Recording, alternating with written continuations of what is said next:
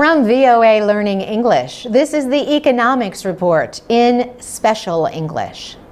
The International Monetary Fund says worldwide growth is weaker than expected because of economic concerns in Europe and the United States.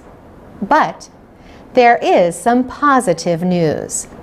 The number of cars being made is on the rise. That is a sign that the world's economy is moving in the right direction. Measuring economic progress, especially for groups like the middle class, is not easy. But a little-known economic indicator is beginning to gain acceptance.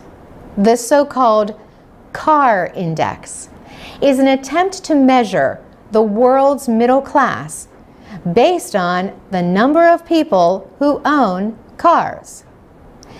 Experts say that the number of people who own cars in the developing world is rapidly increasing.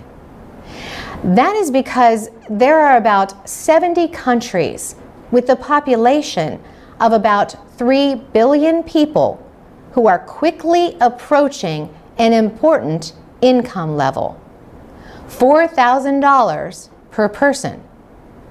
Experts say when that level is reached, a country's middle class increases very quickly. This rise in average income means greater demand for goods that are considered non-essential. And many of these goods are produced in Japan, Germany, and the United States. The International Monetary Fund says consumer spending in developed nations has fallen since the economic downturn of 2008.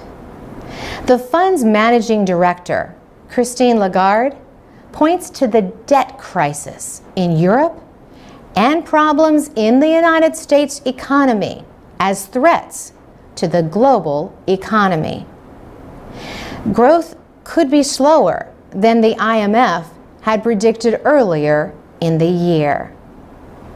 On the other hand, recent studies show consumer spending in developing countries has increased 3 times faster than in developed economies.